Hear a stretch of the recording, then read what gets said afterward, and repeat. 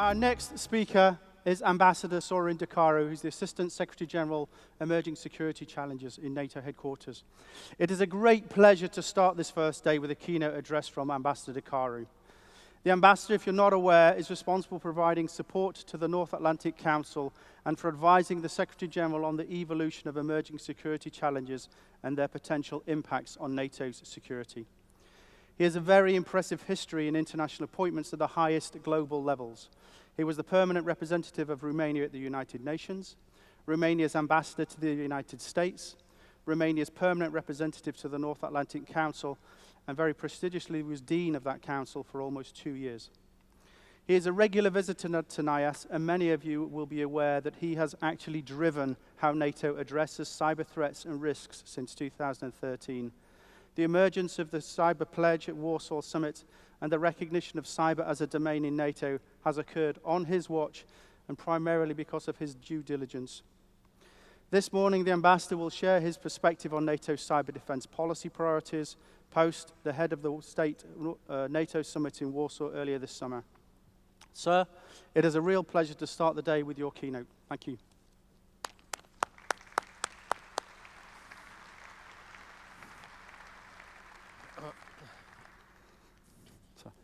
Well, can you hear me all? Also in the back? Yeah, great. Thank you, Paul, for the introduction, and let me thank NCIA General Thomas Daum, General Manager Kuhn Weisberts, who is my, let's say, twin in some of the international events that we are attending. Let me also extend the thanks to the NCIA team. I see here Greg Edwards, Ian West. Sometimes we borrow colleagues from the teams, and now I have one former member of NCIA in my team. Greg Molnar is with me today. He's working with the cyber section at the NATO headquarters. But I'm particularly thrilled to have here an audience that reflects the best of the industry, that has a focus on cyber defense, on information assurance, but also representatives of our constituency, our stakeholders, the nations, because I had the chance to see some colleagues from the Cyber Defense Committee and also colleagues from the international staff and the international military staff. Let me start with making it simpler of understanding who I am in managerial terms. I'm actually the political manager of cyber defense in the House, or policy manager. I'm responsible for developing and pushing forward the policy developments on cyber defense, but also on coordinating the implementation of this policy and the action plans that is associated to it. And in these two capacities, I'm chairing the Cyber Defense Committee that brings together the representatives of all the 28 and soon to be 29 allies. And the Cyber Defense Committee is the lead policy governance body that cooperates with the other bodies that are in the lead on technical development, on security, and so on and so forth. And I'm also the chair of the Cyber Defense Management Board, which brings together all the entities across the NATO enterprise. Why I'm here? I'm here because I've been before and because I saw the value of this event. I'm particularly here today because I wanted to give you a sense of what the strategic policy guidelines from the Warsaw Summit represent. And also I'm here to learn from you about trends in threat landscape, in technology development, and how better to interact in order to address them in partnership. Speaking about Warsaw and what it meant in terms of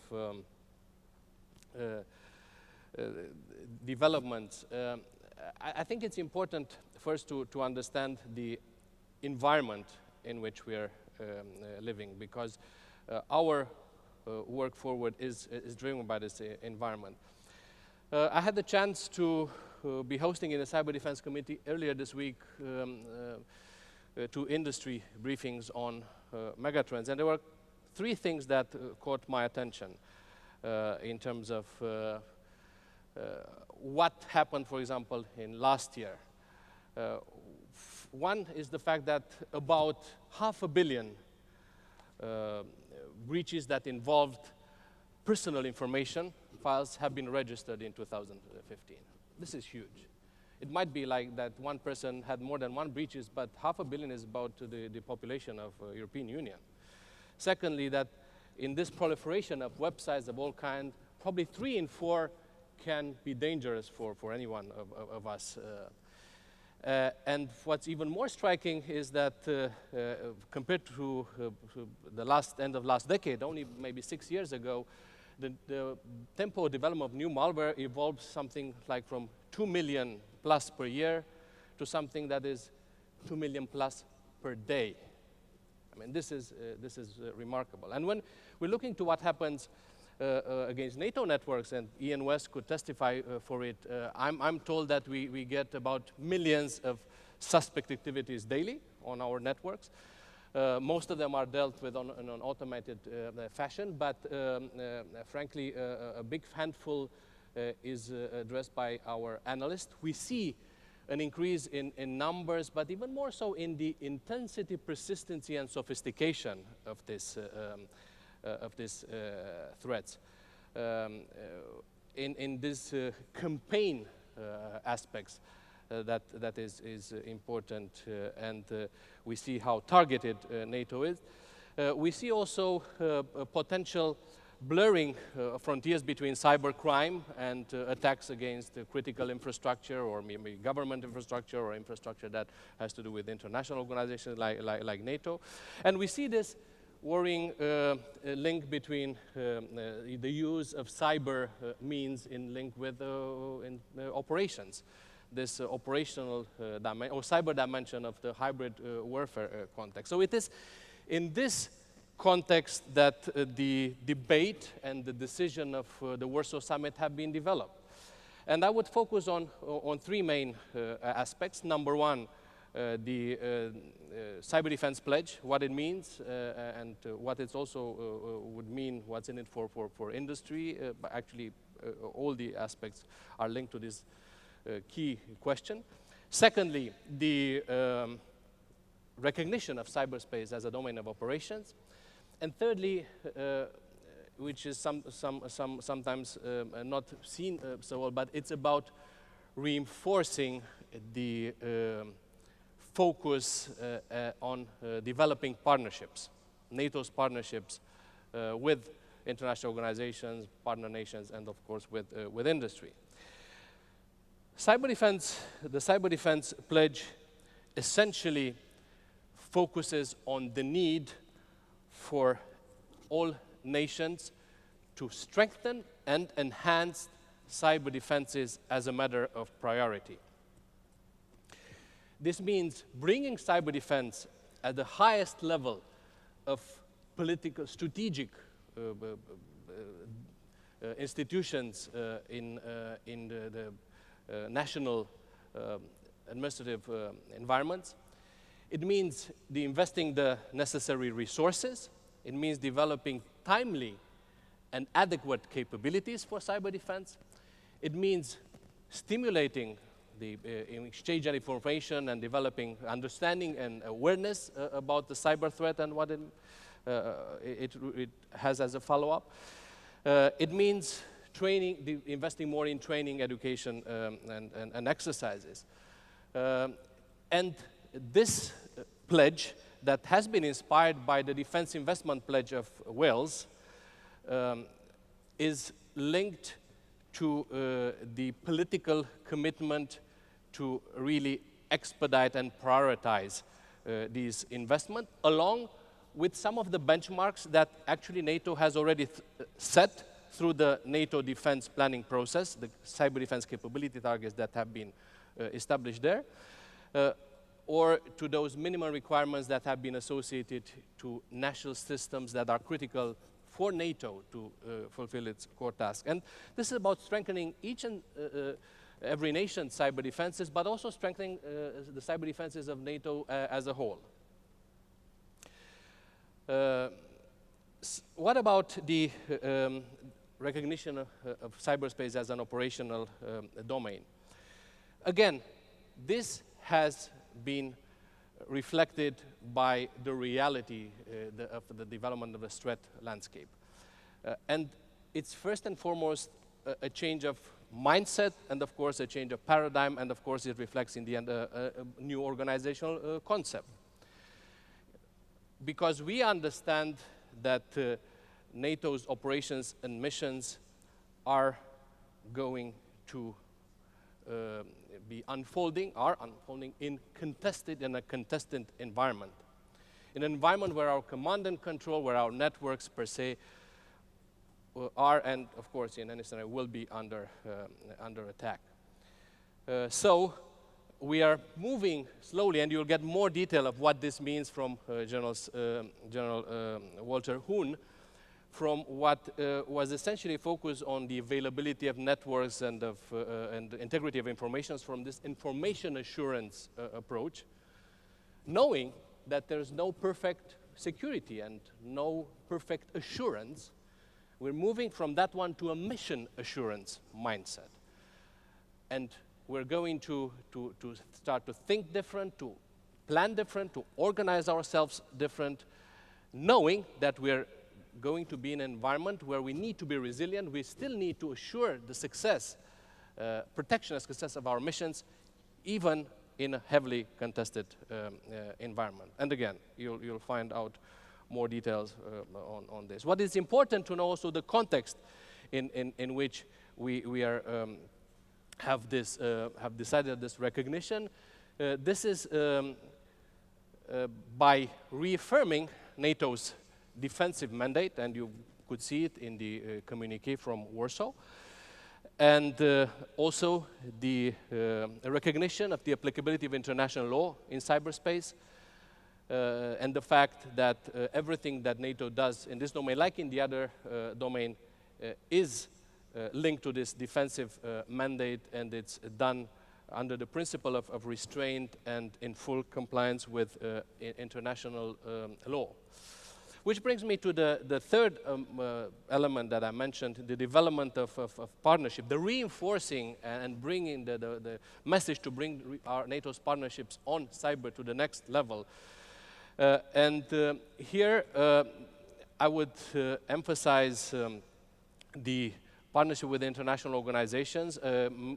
Cyber, I think, is one of the important components of the reinforced relationship with the European Union. It's mentioned specifically in the political declaration of Warsaw, but actually it was preceded by the technical arrangement that NATO developed on information exchange, on best practices and cooperation between NATO's NCIRC and CERT EU. And I already recall a great picture that we had on the quarters of of the cyber defense section when we signed this agreement in February this very year. We understand better among international organizations that we are in it together, that none of us alone is better aware about what happened and better equipped to respond to these threats than all of us together. We're also developing our partnership with the other international organizations like the UN or OEC, who are in the lead in developing confidence-building measures or rules of responsible state behavior in cyberspace. Why? And this goes deep into the essence of NATO's approach. NATO is first and foremost an organization that is aimed to prevent major conflict of war. This is where it was actually at its best over more than half a century of its history. So it's just logical that we are following these developments, and we are in support of such developments, because the more stable, the more secure cyberspace is, the more we are investing in prevention, and we are minimizing the need to respond to major conflict and crisis. We're also developing the partnership with partner nations, and this is on a case-by-case basis through many ways: dialogue, participation in training exercises. And in terms of the development of NATO industry cyber partnership that was mandated at the Wales summit, we have a strong push to bring it at the next level and to kind of frame what the directions would be. Let me first pinpoint what we have achieved. We've focused our work on three main layers: information exchange, dialogue information exchange, development awareness, on threats, but also on best practices and ways to respond. Secondly, training, education, and exercises. And third dimension, cooperation, dialogue in terms of in the field of innovation. So, on the first layer, we've developed NATO industry gateway with a let's say public part that is widely accessible. There's also a private part that could be accessed based on the particular interests and the dialogue elements that we can agree together. We have developed a number of occasions where we had industry participate in direct dialogue with the political entity of the House, like the Cyber Defense Committee, be it on away days of this committee or being at headquarters. We have a number of big events like NIAS or NITEC or NATO Industry Forum, or we have a number of more targeted events like the annual workshop on depicting trends in threats, where we have both governments and industry participating. We have been also developing a number of informal settings to reach out. We have been always open to industry invitations for dialogue.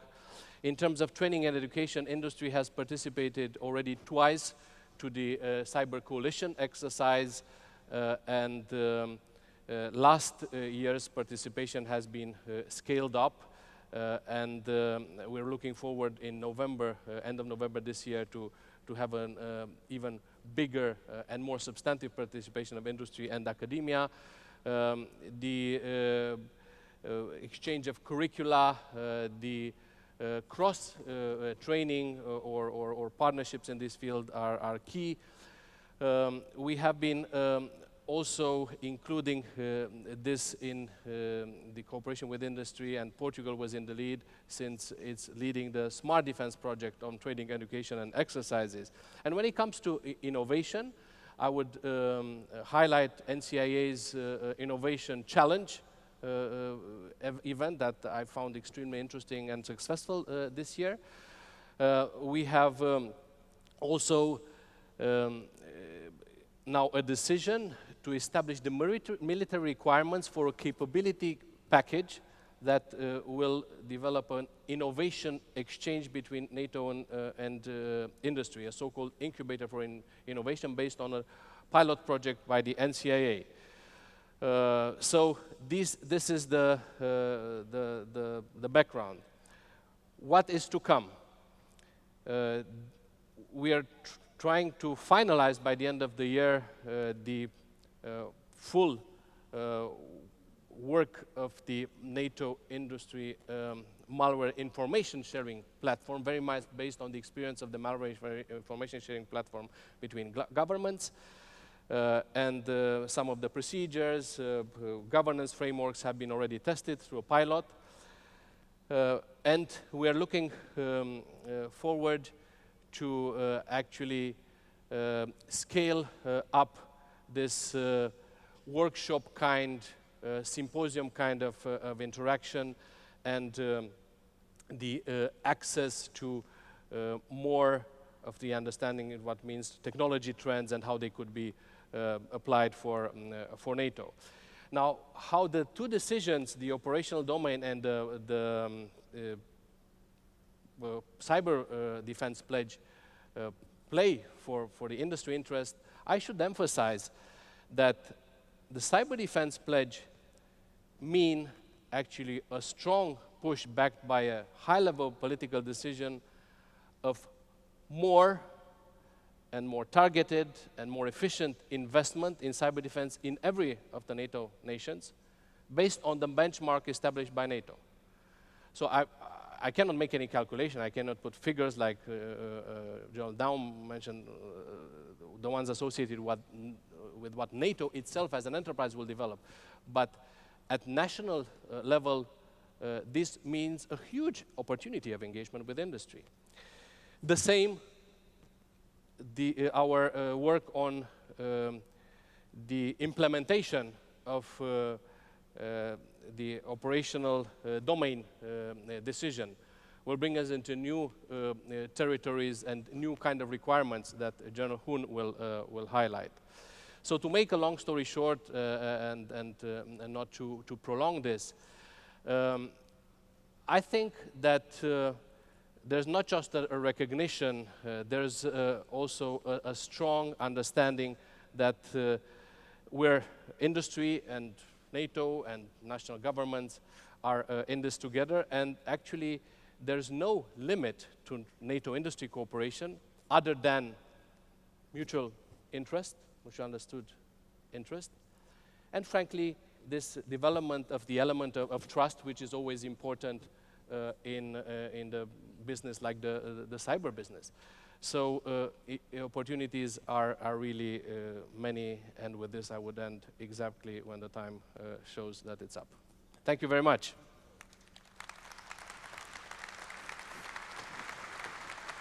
Ladies and gentlemen, the ambassadors agreed to take a few questions, and this year, as I mentioned on the NIAS app, you can post questions. Some people have done so already, so we're going to probably show them on the screen, but they're certainly here on the booth in front of the speakers. The first question, what about NATO cyber doctrine? Is any development roadmap established, and when should we expect it?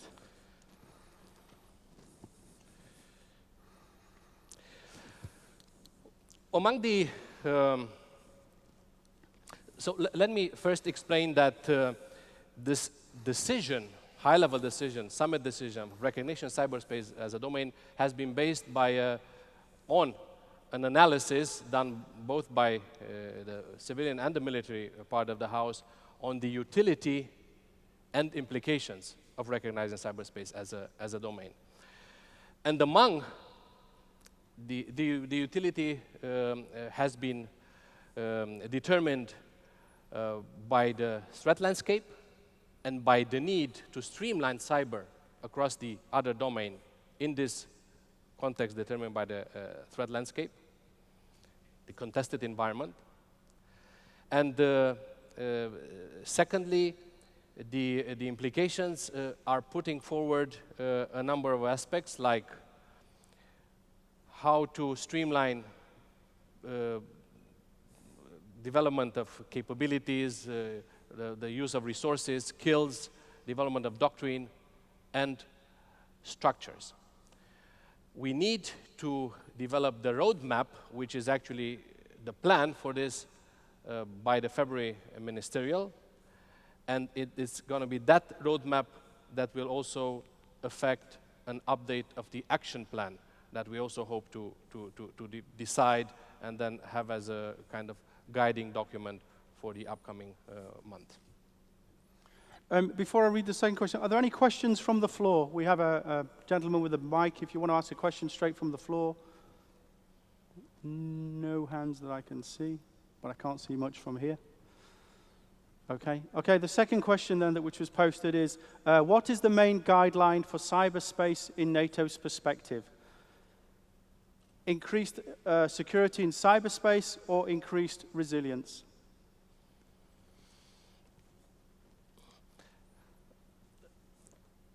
The guidelines for how to address our aims in cyberspace are actually broad, and they are focusing on first understanding and analyzing the megatrends, so understanding better the threat landscape, prevention, detection, mitigation, and of course, resilience. When it comes to the operational aspects, I think resilience will become more and more the keyword, as actually resilience as a whole is the keyword in NATo's, on the strategy on NATo's role in a broader context of the hybrid warfare. So I would really suggest that in the upcoming months and years, the element of resilience would be something that would be a headline for our work in many domains, including the cyber one.